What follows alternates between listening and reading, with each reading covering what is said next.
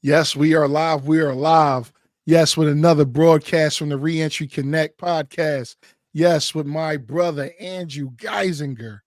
Yes, we have a tough treat here tonight with overcoming adversity. Again, I know this brother from some years ago. I appreciate him coming on the podcast. We actually did time up in the state of Pennsylvania in Albion State Penitentiary. And I'm telling you, the things that we've seen and the things we've been through in there, I'm telling you, like when you have a story to tell coming out of that place, like I'm telling you, it's only by grace. But I'm telling you, the story that you're going to hear tonight, it's going to be very good because we're going to bring a lot of information as this podcast usually do to inform you of the things that goes on inside and even coming out here transitioning. My brother Andrew Geisinger, he spent a lot of time in prison, however, he didn't accept that as defeat. He learned a lot of things. He changed his life around and allowed himself to be a positive impact here on the outside world. A lot of accomplishments that he's accomplished, and I want to congratulate him now, but I'm gonna let him share of what's going on. So, Drew, if you can go ahead, man, just introduce yourself, and man, I want you to just share with the people of how your upbringing, how your journey was going through what you've been through to where you are now. Appreciate it. Okay. So my name's Andrew Geisinger there on the screen, but everybody, that knows me, most people call me Drew. So, like going to prison and everything like that, obviously it's got to start somewhere. People don't usually just out of the blue do something wrong, commit a crime, there's things that lead up to that. So if anybody was to ask me like, what led me to prison. I can point at the one moment, the one decision that I made, that got me to 15 years. I can point at that and say that's why, I went to prison. But ultimately, it's really a culmination of, of everything that happened prior to that moment, everything leading up to it, and the things that happened in my life and the choices that I made, Yeah. that led to that moment and led to that choice. Uh-huh. So, when I was young, my mother, she was young when she had me. My mom was 16, my father, he was 19. They were young, and my father wasn't really around, when I was born. I actually had my mother's last name because, my father wasn't there when I was born, so she was mad, so she gave me her last name. And the same thing with my second brother. And my third Mhm. brother, he actually has my dad's last name because my dad was present for his birth, Oh but he wow. still wasn't really present as a father when we was younger. And then my Mm. mother ended up, getting caught up in the streets and, living that lifestyle in and out of prison. So, Mm. me and my brothers were at one point separated, living with different family members. And then we lived with our aunt for a while. Yeah. And, we didn't really have money. So like, we were sometimes getting evicted, worrying about where we was going to live. And then, Mhm. getting food from churches and, Wow. stuff like that. And that was my first experience with church. I didn't really know anything about church until prison. Prior to that, it was just a place that gave us free food, because we were hungry. They Yeah. gave us food and gas Mhm. voucher, to put some gas in the car, a little gas voucher and stuff. So, Mhm. but at some point, my dad had kind of like started to come back into our life a little bit. I don't know how old I was. I was still young, but he asked my aunt to, hold us, to have us over for the weekend or whatever. And then he kept us, so he basically kidnapped us from our aunt because that was who was raising us. But she didn't Mm. have no custody. So we got Yeah. stuck with, our father. And our Mhm. father, later on in life, he softened up. But at that point in time, he was still very, hard man. He was hard to live with. So Yeah. sometimes he would lock me in a room for, I don't know how long it was, but it seemed like a very long periods of time for me as a child. It was Wow. definitely more than days. And it'd be Wow. summertime. I remember looking outside and seeing the kids playing and stuff like that. And I'd be in the room and it'd be real hot. And I didn't Wow. have nothing to do, so I would just read, books and things like that, because he did give me books for whatever reason, but I would read them books and that was my way of escape. So I used to Mm. always say that like I was almost prepared for prison before I went to prison because I already knew what it was like to be locked up. And when I was a Ooh. kid, I already was living like that. So for me, it Mhm. wasn't really much of a transition. Yeah. Yeah. But either way, long story short, all the bad stuff that happened when I was younger, all the stuff that I was dealing with, I Mhm. allowed that stuff to dictate how I felt. I allowed myself to be bitter. I allowed myself to be angry.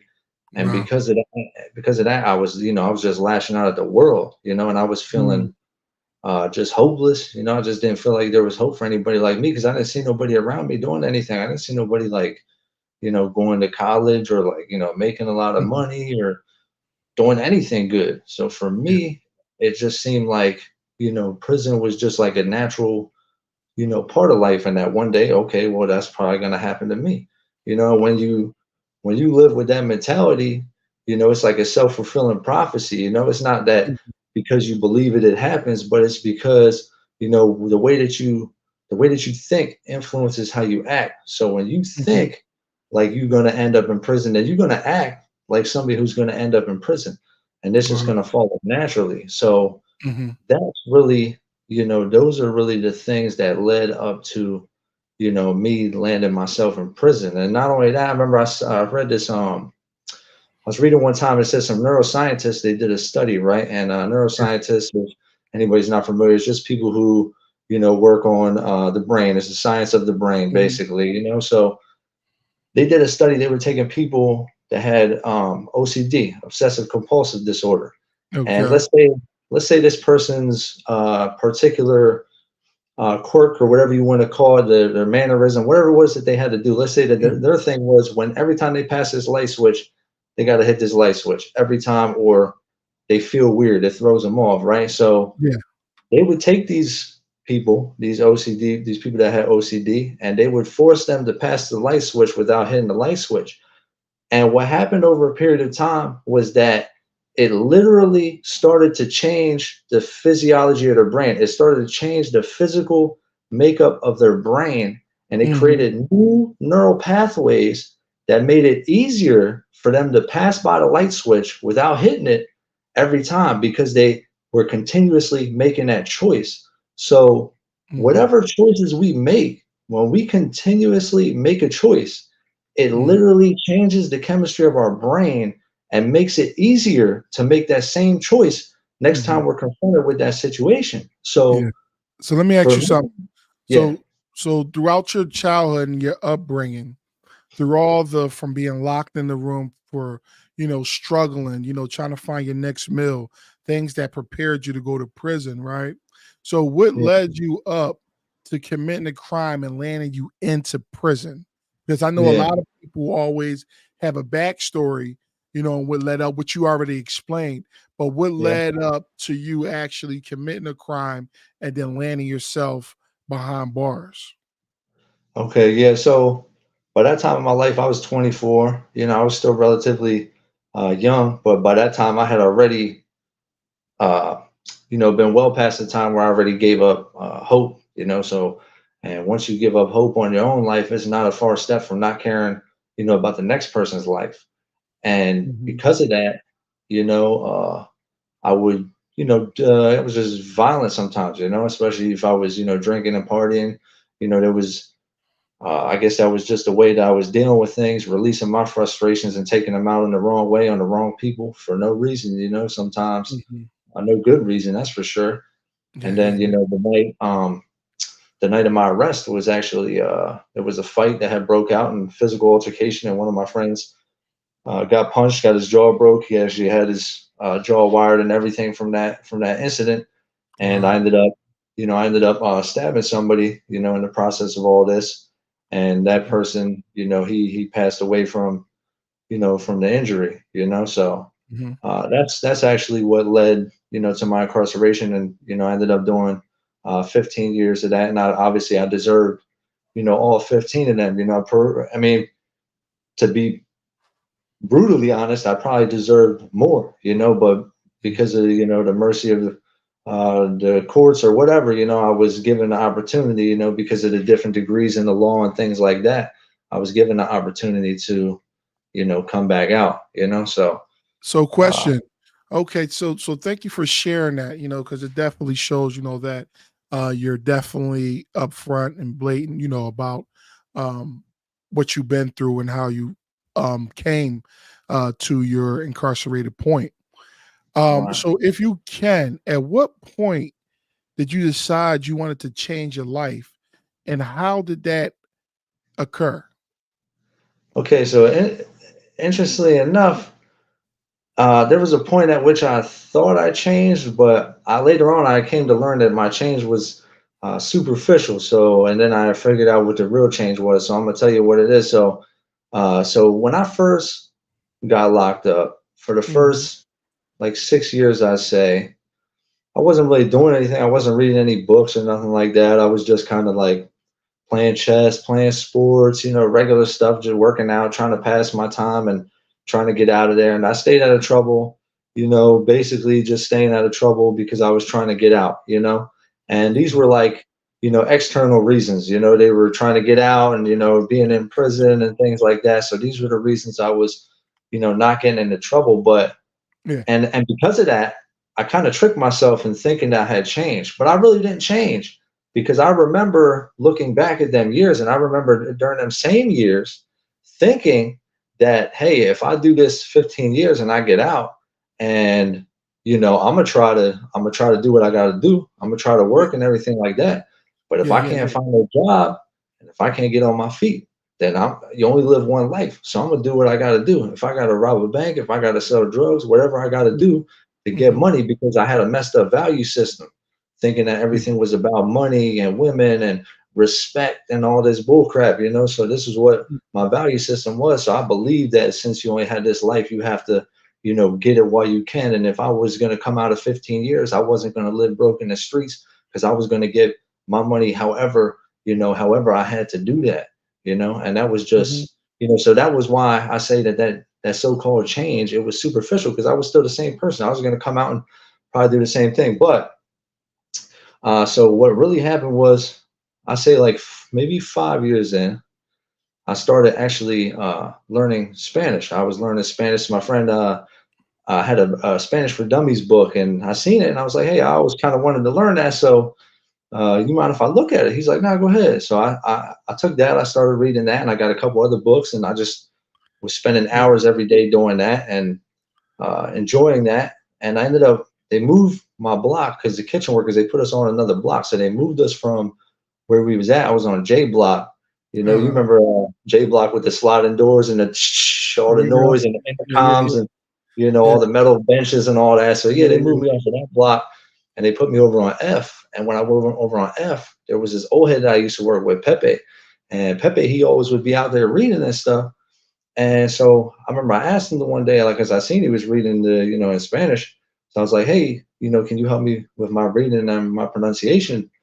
He was like, I help you, but I only read from the Bible. And I was like, man, I don't care if we read from a computer manual. I just want to learn Spanish. So I started sitting down with him and I started reading, and I had all these preconceived notions of what was in the book, and I prejudged the book, but I never read the book. So I had all these ideas of what it would sound like. But when I actually started reading, it started to smash all the preconceived notions that I had in my head about it. And I thought it was going to sound like a bunch of myths and fairy tales, but it's naming like real places and times, and and Wow. I'm like, oh, this isn't like what I thought. So I actually started doing a correspondence course in Spanish too to work on my writing at the same time. So I was really starting to understand like what was being said. And I did the whole New Testament, in Spanish, reading it and stuff like that, and doing the correspondence courses.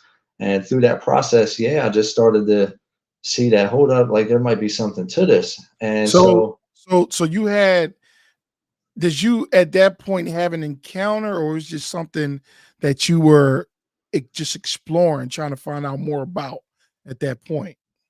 yeah, well, I think reading it to me made it an intellectual option, made it something possible because prior to that, I had all these misconceived notions about, what it was. I would say, oh, it's just a book that's used to slave the minds of men and, things like this, it's just all this stuff that I heard before. And in my mind, I accepted it as the truth, but I never actually evaluated them claims myself. So when I actually started reading it, I was confronted myself. So then I had to evaluate them claims because now I was being forced to look at everything in light of what I was reading and say, hold up, maybe that stuff is not true. Maybe this is true. So some point in that time, another friend of mine, Isaac Vega, he handed me a book called "The New Evidence That Demands a Verdict" by a man named Josh McDowell, who was a law student and everything like that. And that book laid out, historical evidences and facts for why, the text is reliable, how it was handed down, why historically it makes the most sense, that Jesus Christ is who he said he was and that he was resurrected and all this stuff. We can get into all them facts and evidences sometime. But the point is, about 6 chapters in, once I seen the amount of evidence, the actual facts, I was convinced. And at that point, I remember I got on my knees in my cell and I said, okay, God, I said, you know, if this is who you are, then okay, then, I'm going to serve you, And prior to that, before he handed me that book, like a week or before, so before that, I actually, had prayed a prayer similar. And I said, God, if you are, who this book says you are, talking about the Bible, then, I need some more evidence because I can't believe just because this book says so. And then I get handed that book by my man Vega. And, once I read that about 6 chapters in, that's when I was fully persuaded. And, my journey didn't stop there because I still had a ton of questions. I still wanted to know about, well, if this is true, well, what about all these other religions? And, what about, evolution and all these different things? So I started reading everything in philosophy, theology, science, history, language, like everything, just to try to understand, and it really, that really transformed my life in multiple ways. But So in the mix, so with you, like you said, you going to prison, and then on top of that, you contacted or came in contact with your spirituality, right, which really helped a lot. But in the midst of that, you were still educating yourself, by pouring into the books, the books pouring into you, you yeah, studying and seeking and learning. So yeah, I know that a lot of times individuals do go to prison and all we know is the yard, play right, ball. You know what I'm right, saying? Handball. We playing football. We playing bocce ball. We playing racquet ball. And, yeah, we play every sport, but a lot of times, and it's a big majority of people that don't take the time out to, educate themselves. They don't take that's cool, advantage of the programming to, to allow themselves to, again, personal develop self. They don't go to the library where, there's plenty of books. There's plenty of how-tos and things like that. Might not be too much on the technology side because they limit, due to security risks, they limit what they give you, far as with the technology. But right, you took the initiative and said, hey, okay, I'm going to read something that's going to benefit me in the long run. So let me yeah, ask you this: besides the spirituality, right? And I want you to come back. I want you to definitely tell me about the encounter. Besides the spirituality, what other things did you do to educate yourself in there? Did you take any programs? Did you get your high school diploma in there?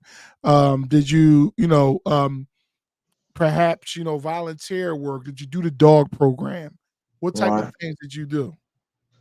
Yeah, so when I first came in and I was still in the county in 2008, I was in from 2008 to 2023. So I just got out to 2023, May Mhm. 24th of that month.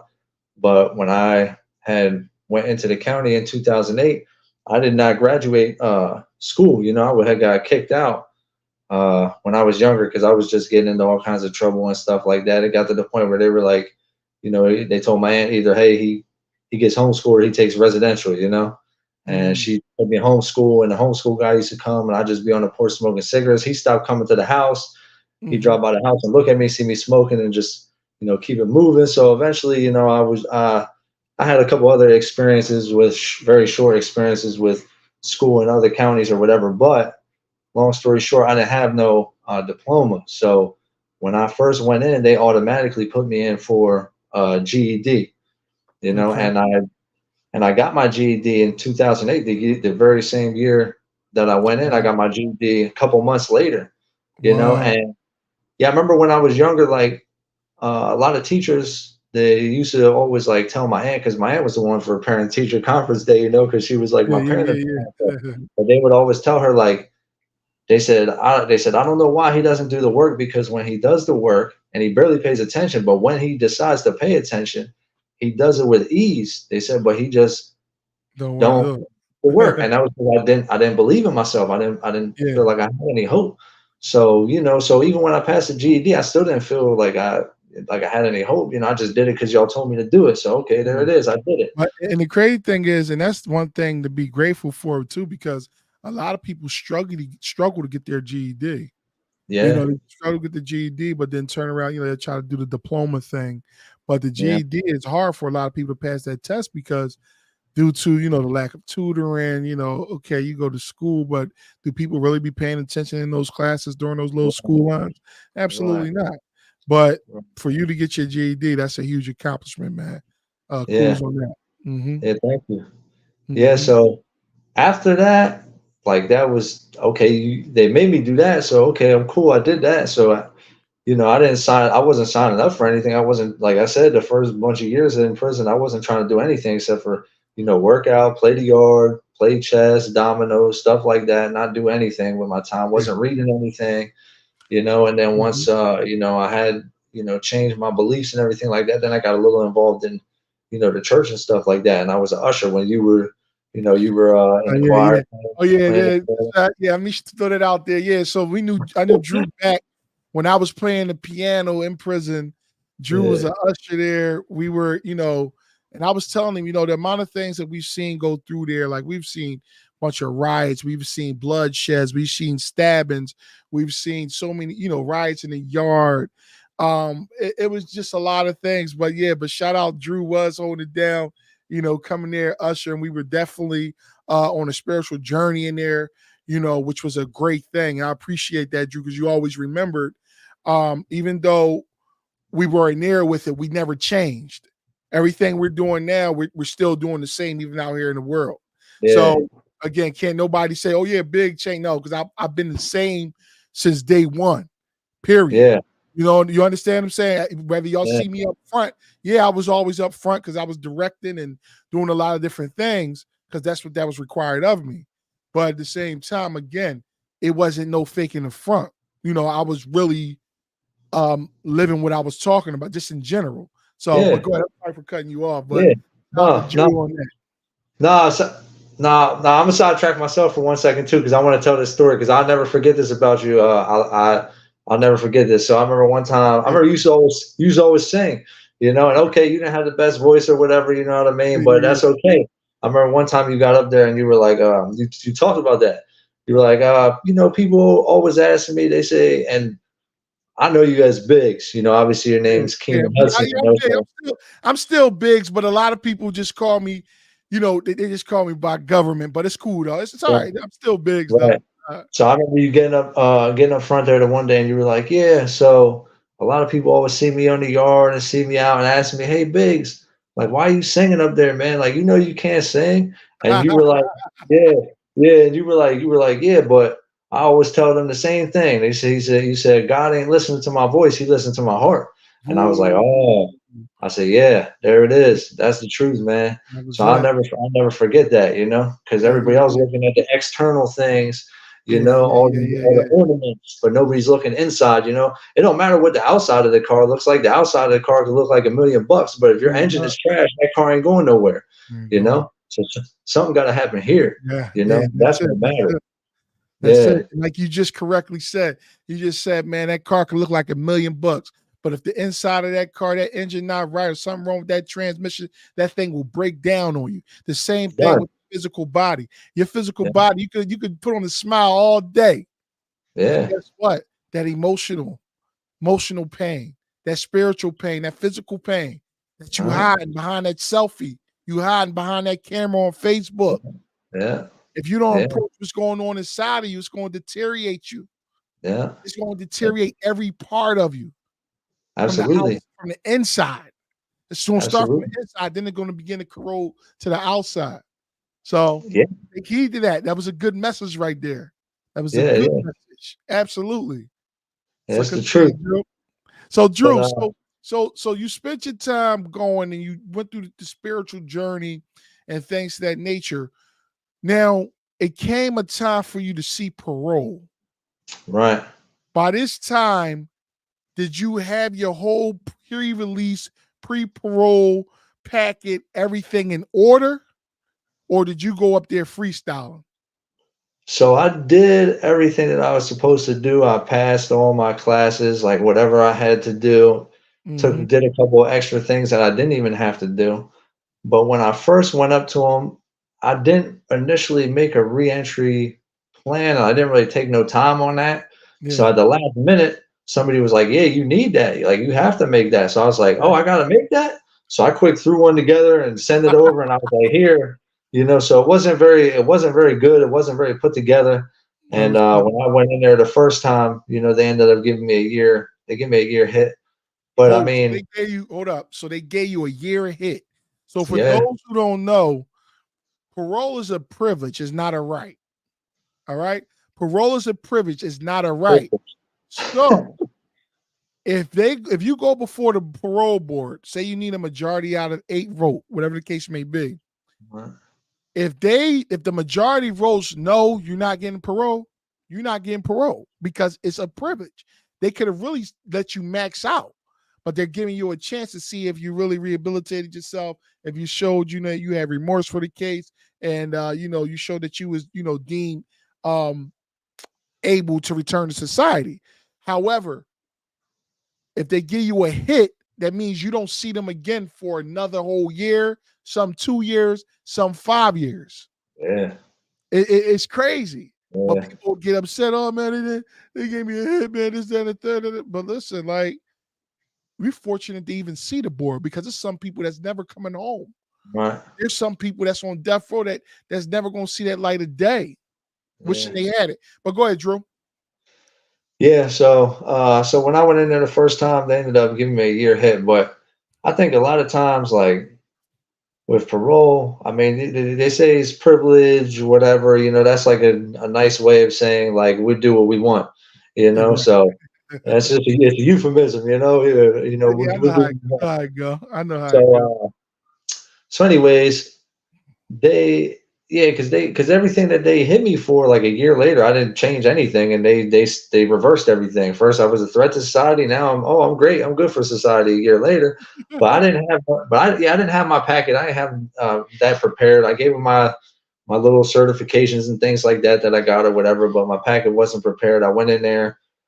They pretty much from the beginning was chopping my head off. Like, oh Yeah. well, I think you're gonna do this again and stuff. And Wow. when I first went in there, a lot of people were telling me like, "Hey, like they might grind you up, like they might talk bad to you, but just don't say nothing. Just let them talk because at the end they might still let you go." So I was like, "Okay, so they're talking bad, and I'm not saying nothing." I'm like, "Okay, okay," and they end up giving me a hit. But in my mind, when I went back to the block, I was thinking about it. I was like, that was the dumbest thing ever. Like, Yeah, why would yeah. I not talk? Like, why would I let them say whatever they want about me and not defend myself? Like, and defend myself respectfully, not like, oh, you talking dirty, shut up. Nah, but like saying, look, I understand like how you could get that looking at all that paperwork from my past, but that's not who I am now, and here's why. But I Yeah, didn't do that. you So didn't the do that. second time so the second time I had in my mind, I said, I don't care what happens. Like I'm gonna say Yeah, my piece in here. So the yeah, second time I went in there prepared. I had a way better, my rancher plan was nice. It looked so professional when I handed it to the yeah, yeah. parole. What is it? The pre-parole or Pre-parole. whatever. The lady, Yeah, yeah, yeah, yeah, the yeah. lady that had to The see. agents, the pre-parole agents. Right, right, right. So I Yeah, give her the yeah, packet. She looks at it. She's like, you did this? I was like, yeah. She's like, where'd you do this at? I was like, I typed it up at the library. She's like, library. Yeah, "Oh, that's how I do it. okay, There you okay." go. Yeah, yeah, So, yeah, yeah. so right away, I knew like, okay, yeah, this is way better.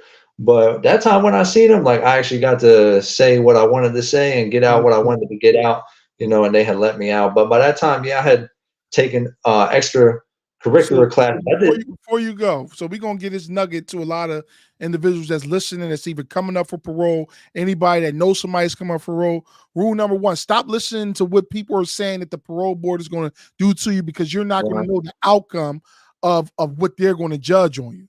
What you right, need to do, rule number two: get your own self together, get your own parole plan together, have a plan for when you come out. Yes, things are subject to change, but however, you got to have a roadmap to somewhere. If you won't right. have a plan, you planning to fail. Yeah, And number three, you go up there and you talk what you know. You talk and you be honest. You be remorseful for what you have done. And if you think you can go up there and say, "Oh, I didn't commit the crime," but you expect them to release you, of course they're going to say, "Oh, lack of remorse," and you're not owning up to your crime. Right. So you got it's like playing a double-edged sword. So and I know quite sure I know there's a couple um, uh, board members from parole that actually watch these videos. But that's neither here nor there. But they understand that you can't try to trick them. You can't manipulate them because these board members are ex DAs, they're ex lawyers, they're ex judges. These people already been through the criminal law. They've been through the system, so they know when people are trying to run game or not.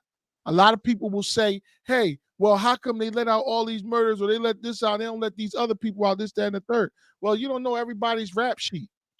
You don't know everybody's past. Everybody has different types of backgrounds and different things that they've been through. So everybody's different. That's why you're only accountable for you. So if you're coming up for parole, you better do what's best for you and stop listening to people. All right, Drew. So you came up for parole. So they granted you the parole. How did that feel? Well, that felt good. That felt good because I finally knew, like, okay, it's almost over. It's almost over. I'm gonna be out of here. So it felt really good. Yeah, it definitely felt good, especially because Wow. after the first time, I was like, You're I sweating. was pretty, see, I was pretty mad after the first time because I Mhm. felt like I did everything. Like my last write up was in 2011. I seen the board. It was 2000, what, 2022? Yeah, 2022. Yeah, I seen, before. yeah, so 2011 and 11 years. I didn't have a write Yeah. up. So when they hit me, I'm like, what? Like 11 years. I didn't have no write up, and I did everything I was supposed to do, and you still hit me. And I knew that, like I said about external change and real change, I knew at this point, like, I was really changed. I wasn't who I was. So that made me mad. And, I went to myself thinking, like, what's the point of even doing a good thing if it's not, if it goes unnoticed and nobody cares? Like, why not just act out or whatever? So that's what I started thinking. So I went to sleep that night kind of restless, and I woke up at like 4 in the morning thinking the same stuff, mad again. But Mm, something popped into my mind. A verse popped into my mind from Galatians that said, "Do not be wearing and doing good, yeah. because you will reap a harvest if you do not give up." Yeah, yeah. And I Yeah. never even really thought about that verse before. I don't even know, it just was boop. I said, "Oh, hold up, I think that's in Galatians somewhere." So I started looking. So then I had to remember and reorient, myself, because I had to remember why I was living how I was living. I wasn't living how I was living because I wanted to make parole. Yeah, I wanted to make parole, but I was living how I was living because first and foremost, I wanted to live my life, to honor God, and secondly, I wanted to live my life to honor my family, and third, I Mhm. wanted to live my life to honor my friends and my community and those around me. Wow. So these were the reasons why I was doing what I was doing, Yeah, yeah. and I wanted to do it for myself, to be a better man myself. So that's Yeah. why I say it doesn't matter. You can do everything you got to do to make parole, and you can make parole. But if you're not doing it for the right reasons, if you're only doing it because you want to make parole, then once That's you get parole, you ain't got to make parole no more. So you ain't worried about making right. parole. So now you're in the street and you're the same you. So you got to have good reasons, to want to do something, better than just getting out of jail, you That's know? it. That's it. And you make a good point. See, a lot of people just think, okay, if I just be good, uh, and I get my GED, oh, I'm gonna get out of prison. Like, nah, they actually want to see that you was putting in the effort to Yeah. transition, that you was putting in the effort to be somebody that they say you are on paper. Is this a different person? Like when I went up to the board, and I think you remember when Miss Gray, I had Miss Gray. Oh, yeah, yeah, yeah. Ray was hitting everybody. She was Yeah. hitting everybody. And I said to myself, and about around this time, I'm talking about my faith was so strong. But then I began to doubt right before I went in there. Wow. I said, dang, I gotta probably rehearse something that other people told me. But I said, you know what? Nah, that's when my faith kicked back. I said, God, I said, you go in there and you use me. I said, you gonna speak to me. I said, I'm not going to hear rehearsal, nothing. Had my re-entry plan. I typed it out. They let us get the new Yeah. computer up there. I typed this joint out. I actually got it around somewhere. I had the key points. I had bullet points. Yo, this is where I'm going. Backup plan. If I gotta go to a shelter, I don't care. I'm not. I'm making sure every backup plan was ready. You know what I'm saying? I went in there with like 10 hut, like, yo. And then as soon as I went in there, boom, they start giving me the business. Mr. Hudson, I said, yes. Still responded, yes, ma'am. This, that, and the third. I take full responsibility. I shouldn't have been here that night. I shouldn't conspire with my friends. We wanted to rob that guy and just so happened to turn fatal. I don't know why we would do something so senseless like that. But this was all genuine.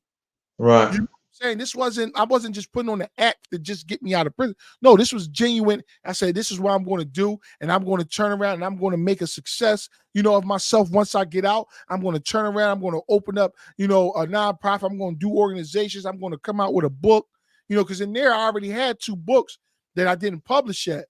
But the reason why I launched my memoir first was because I needed the people to know who I was. That's the reason why the memoir came out. The one you see back here, The Unspoken Truth. Memoir came out. So now the other books that's talking about incarcerated juvenile mind, their reentry strategies, different. So I had to live a little bit. So long story short, I'm sorry, but going to that parole, short, it gave me, when I went in there and I told them people who I was and I expressed everything, that they was looking for. Next thing you know, Miss Gray, out of all people, Miss Gray. Now, Miss Gray was like a bulldog who nobody could not stand. Nobody. This lady was the most hated. This lady was the most hated woman in the state. Right? You know what she said after my hearing? She said, Mr. Hudson, I don't know what it is, but you have my vote. This lady came out her mouth and said, and then Miss LeBenny was next to her. And then there was a couple people on the screens. Then they got sent to the central office. After that, there was no doubt in my mind. But I gave God the glory. I said there was no doubt in my mind. I said, "Yo, I made for," and I act like it was the worst interview. When I went back to the block, I act like I was sad and everything. Then the crazy thing is, right? And we're gonna get back to you. The crazy thing is, how when you go to parole or pre-parole or after parole for your green sheet, what happens is they put your name on the call out so everybody can see who going to get their grade sheet. So I already know in my mind. I said, I know I got that, John. Because mind you, for homicides, they usually give people hits. Oh yeah. I went up there, got the green sheet. They said it was a go.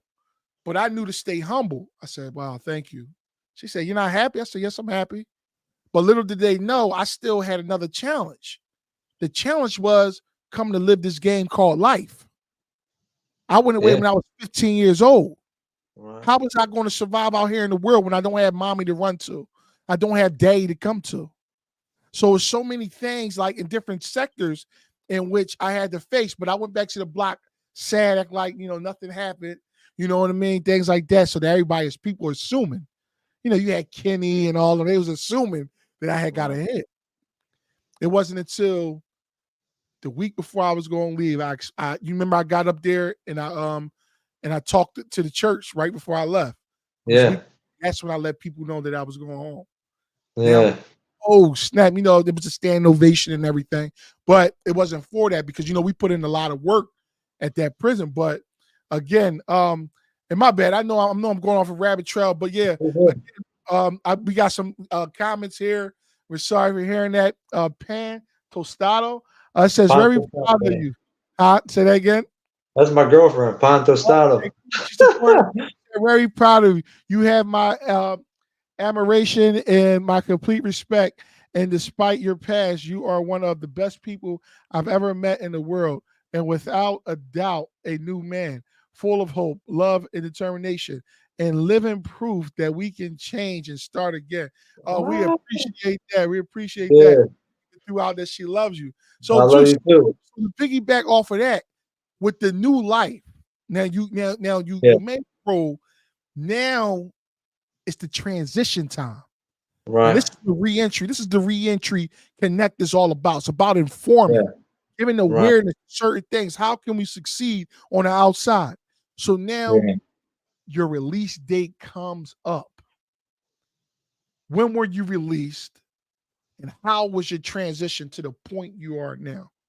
Okay, so first, I was released before I got out of prison, because the one thing that people don't seem to realize, that the biggest prison is not the cell, it's not the it's not the doors closing behind you. The biggest prison is right here. And Mhm. until you can start believing in yourself, if you keep believing the lie that you can't do something, that you'll never be better, then you're always going to be in prison to that. You're going to be chained to that. But when you start to realize that you can be better, that's when you become free. So I was already free before I left them gates, but them gates were just my geographical freedom, So once I walked out them gates, I was already preparing myself before that, through everything that I was learning, and also the certifications that I got in different types of construction and things like that while I was in there. And then Okay. coming out, I think one of the biggest things coming out that people need is humility. You have to have humility, because a lot of guys, including myself, when my first 6 years, when I was still not really changed, a lot of guys won't go and take no job at no fast food, or they'll be like, yeah, I'm not doing that. Like, Mhm. if I got to do that, I'm going to sell drugs, or I'm going to do whatever I got to do. But you Yeah. got to be humble. You got to be humble. You got to be, willing to do whatever. I worked there. I went to, I couldn't get a job, and my bunkie at the halfway house, he got a job at McDonald's. He was like, you come work here. I was like, sign me up. So I went over there and I worked. I worked there for like 4 months, and my experience there was actually good, because everybody there was like so respectful and accepting me. Despite my past and everything, they didn't look at me for that, like, not one bit. The like the head manager, so they all, like, everybody loved me, because I come in there. I come in there with a good, bring a good vibe, get everybody laughing. I'm working hard, so yeah. Mm. But humility, and I always wrap my life and my philosophy around my spirituality, So the way that I looked at things, I said in my mind, I said, well, if God was willing to become a man and be humble enough to jam his thumb as a carpenter, ain't no way I Mm. shouldn't be humble enough to burn my hand flipping some burgers, Wow, you better So for talk me, it again. yeah, so for me, it wasn't about nothing. I was going to do what I had to do. So first, humility. You got to be willing to take what you can get, to stay free and do what you got to do. And second, determination. You gotta be determined. You gotta say, it's not that I'm not going back, or I refuse. I refuse to go back. I refuse to do anything that's going to jeopardize my freedom, and I refuse to quit. I don't care what barriers I face. Yeah, I started McDonald's, but I'll tell you what, I'm not going to end at McDonald's. Wherever it's just a stepping stone, because I know for me, I'm not going to give up until I get to where I want to be, to be Well, comfortable in my life. So, I did the McDonald's thing or whatever, but I always knew in my mind, I talked about getting my CDL when I was in prison, because a lot of guys in there was talking about, talking about that and how it's a good avenue for people coming home. So I still wasn't really sure how I was going to do it. I just knew I was going to do it. So I okay. ended up moving, I ended up moving out here to Texas. My brother, let me, was nice enough to let me get a room in his place, Uh-huh. and to get on my feet. So I went down to a driving academy, and the lady told me about a program. And I want everybody, I don't know what all the states they're in, but check them out. If you coming out of prison, you want to get your CDL, and if they're in your state, get with this program. So I went, she put me on to some program called Free World, and you can check them Free out. world. Yeah, www.freeworld.org. So this was a nonprofit organization started by a man who came home from prison, and he had trouble finding work. But when he got his CDL, he wanted to, pay it forward. So he started a nonprofit, and now they pay for everything. My schooling cost $5,400. They paid all that. My Mm. physical cost $100. They paid that. To Yeah. go for my CDL cost $70. They paid that. Now, not only Wow. did they pay that, they paid for Uber rides to and from everywhere I had to go. And What? not only did they pay for the Uber rides, Biggs, they gave me $375 a week to go to school for the 4 weeks I was in driving school. They What? paid all that. And Out the the free only world, man. Go listen, ahead. and the only thing they want back is if you get a job making more than $50,000 in your first year of work, the only thing they want back is $3,600. That's it. That's it. And Wow. in installments, in payments, not in full, just in payments. So like once they put me on with them, I went into the driving school and everything like that, and I did that. And at first they give you so much information. You're like, it's like 6 pages of stuff. You got to memorize all these parts of the truck, and you're like, how am Yeah, I supposed to remember the all this? I brakes got and all four that. weeks. 4 weeks to know this, and 4 weeks to parallel park this truck. 4 weeks. I didn't know how to drive. I never drove manual in my life. So now not only do I have to drive a manual, stick shift, but I Yeah, also got to with this, you got to do what's called double clutch. So you got to hit the clutch to go into neutral, then hit the clutch again to go into gear. And if you're downshifting, you got to hit the clutch to go into neutral, hit the clutch, and then or hit the gas real quick, and then hit the clutch to uh, downshift into gear. So I had to learn all this stuff on the fly that I didn't even know how to do. uh, But the point is, I was determined, because I said I need this. I don't just want, my CDL or not. Like I need this.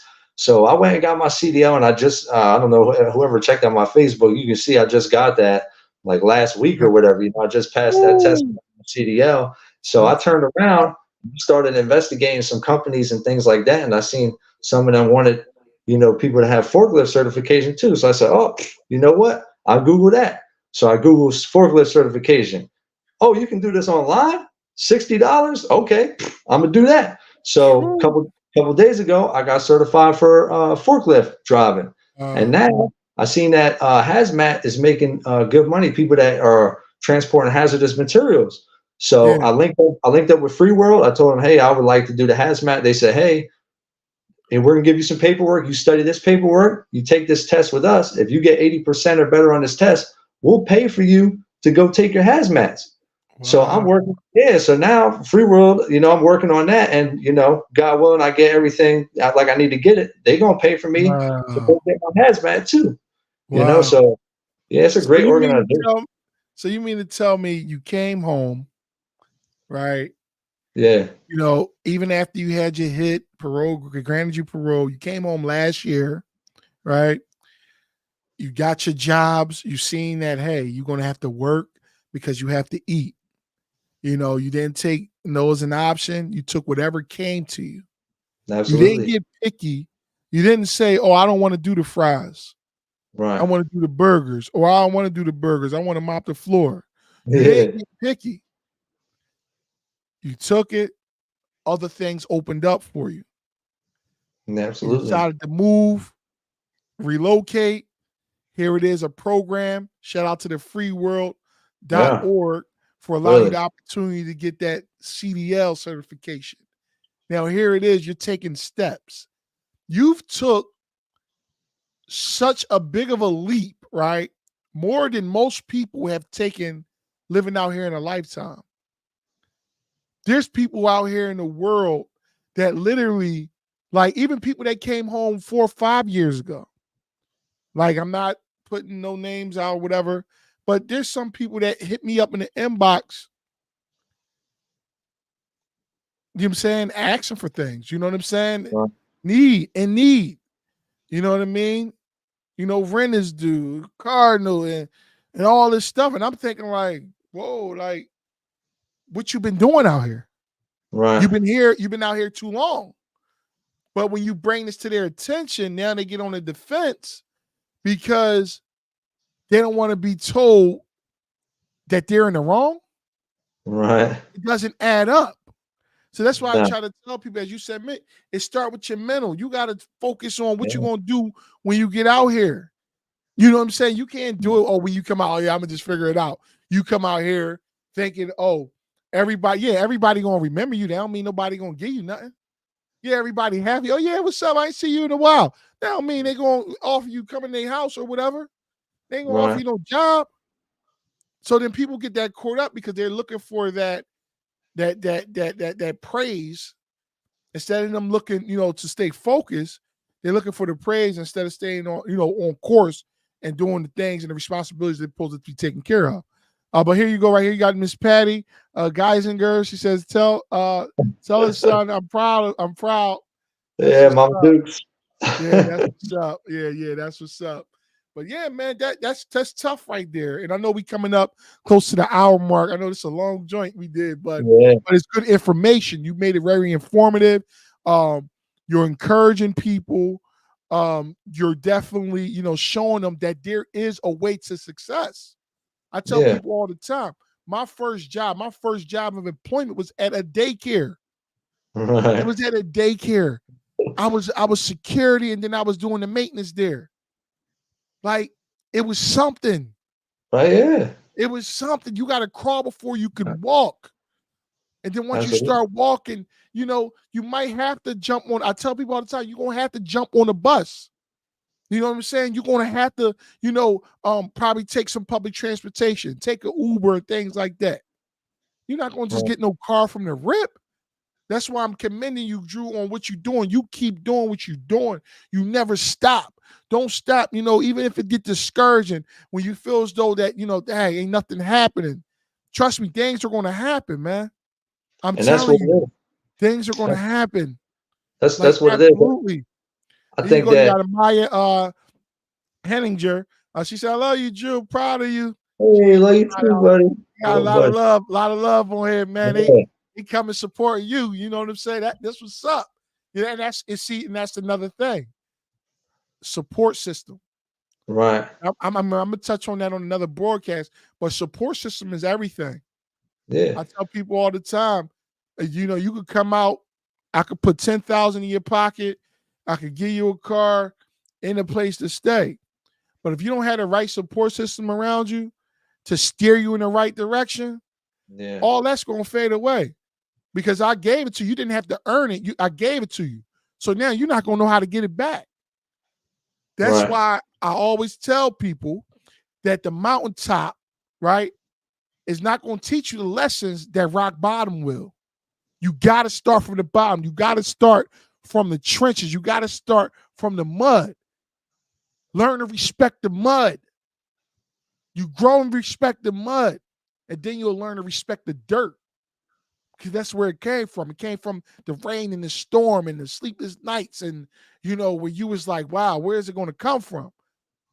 But somehow, something greater than you, someone greater than you, came and provided it for you. Right. But again, Drew, that is very powerful. But I know, like, again, we coming up on the 8-minute mark. And I know you want to give in your accolades, any shout outs. If you want to, you could still expound more if you would like. Anything else you want to share? Anything on your heart? Yeah. Anything you want to again, just go ahead, feel free, man. Like I said, I know we're gonna do the 1 hour mark, but totally up to you. Yeah. So, uh, first and foremost, I just want to say that, that's my main thing. I just want to inspire other people to let them know that, they can do it. You got to believe in yourself and you got to be determined and understand that you're capable. Don't let Mhm, nobody tell you you're not capable. There's nothing that separates me from anybody else. The only thing that separates me from many people is determination. Because I promise you this, I promise you that when it comes to the things that I want to do in life, there's mhm, nobody on the face of the planet that's more determined than me. You can be as determined as I am, mhm, but there's nobody that's going to be more determined than me. And if you have that mindset, you're going to achieve what you want to achieve because you're not going to quit. You're going to do what you got to do to get where you need to get. And I've had mhm, people hit me up since I got my CDO, guys I was in prison with, and asked me, how did you do it and stuff like that. And I was able to help them out. And to me, that means, the world. That's even to me, it's even better than getting my yeah, CDO, just being able to help, other people, help them get where they need to get, and I also think, like you said, it's important to have good support. So, I want to, shout out to all my friends and, my family, like my mom, my mom's been super supportive. Even when I was in that's prison, what's always up. writing me. Both my That's what's brothers, up. my brother Nick gave me a place to stay. That's what's My up. girlfriend, as you've seen, my girlfriend came across the screen there, Ponto Stalo. She's Found the, been, okay. All yeah, right. she's Okay. amazing, amazing support. She always, even when I'm like, still like, well, I don't know about this, I don't know about that. She's, oh no, you're good, you can do it. I know you can do it. Like, so Wow. that, that type of encouragement helps me out. It's always good to have good support, so that's another thing. So you got to choose the people who you're going to surround yourself with. They Mm, say birds of a feather flock together. So that's there not you a go. lot. Like whoever, people are always influencing each other. You either getting influenced for good or getting influenced for bad, and you either influencing for good or you influencing bad. But all day relationships are an interaction of influence. You influencing Absolutely. and being influenced. So depending on who you allow in your circle, that's going to be the Yeah, influence. So you that's got to surround yourself with the right people and be influenced correctly and influence others correctly. absolutely. And then we got another comment here by Axel Henninger. Yeah, Says, keep moving, bro. He said, you remain an inspiration and against all odds, you made it. He said, I'm proud of you and eager to see where you go from here. So much yeah, love. That's what's up. That's it. yeah, People are on here, you can see your support. Your support system is there. That's intact. That's like one of the main things you need. When you got people rooting you on, you got people that saying they proud of you, yo, you keep going, you keep doing your thing. You don't know. Listen, just to tell them, man, that feels so good inside. You don't yeah, understand what that do. It's like getting a letter when you're in prison, when that letter come under the door. Oh, snap. I got a letter. I got somebody supporting me. You right. know how that feel? You know how I feel, Drew. So that's Yeah, why I'm definitely giving those, I'm giving them, commending them on that to keep encouraging them. Keep, telling them that you love them, tell them that you're proud of them, because that yeah, means a lot.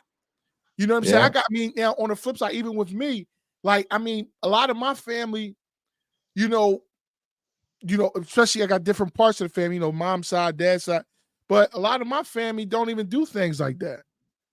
But I yeah, can't say I can't get upset at them, but I right. have strangers. There's strangers that do more of the, hey, I'm proud of you, keep going and do this and do that. And third is you get more strangers supporting you than you do your own family out here nowadays. As So long as when you you got do have, somebody, say that again. as long as you got somebody.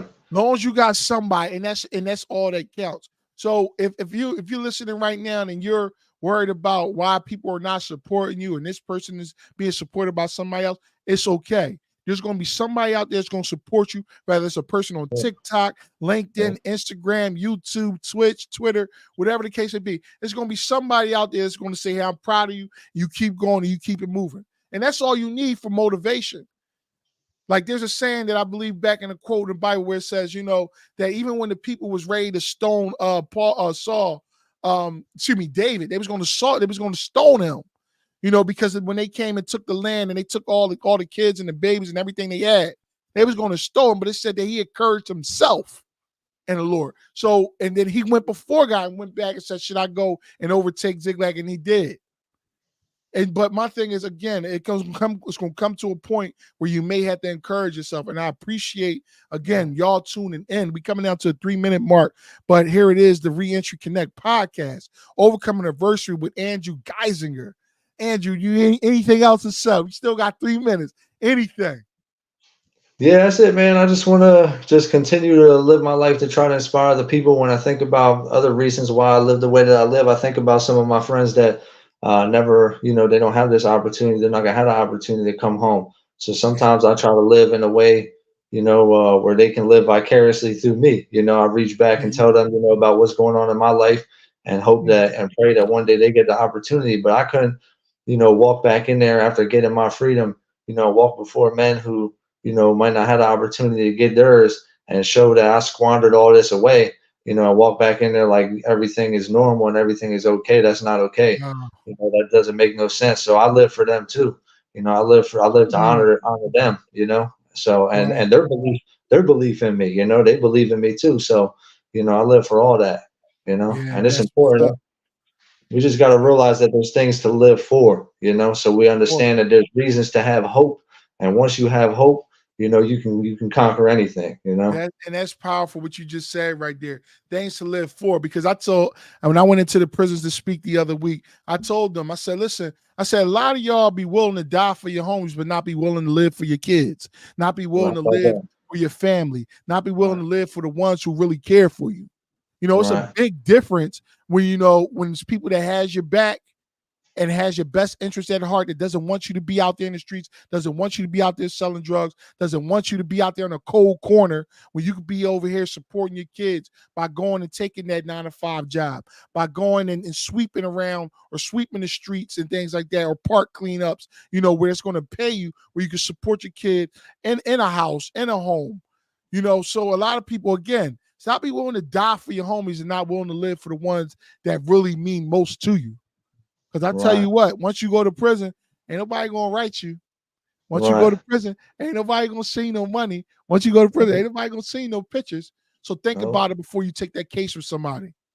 All right. Abs- So again, the Reentry Connect podcast, Drew. We appreciate having you. There you go, Andrew Geisinger. We'll get you on the next podcast soon to come. All right, everybody, have a good night and thanks for tuning in. Yeah. Have Peace. a good night, y'all. All right.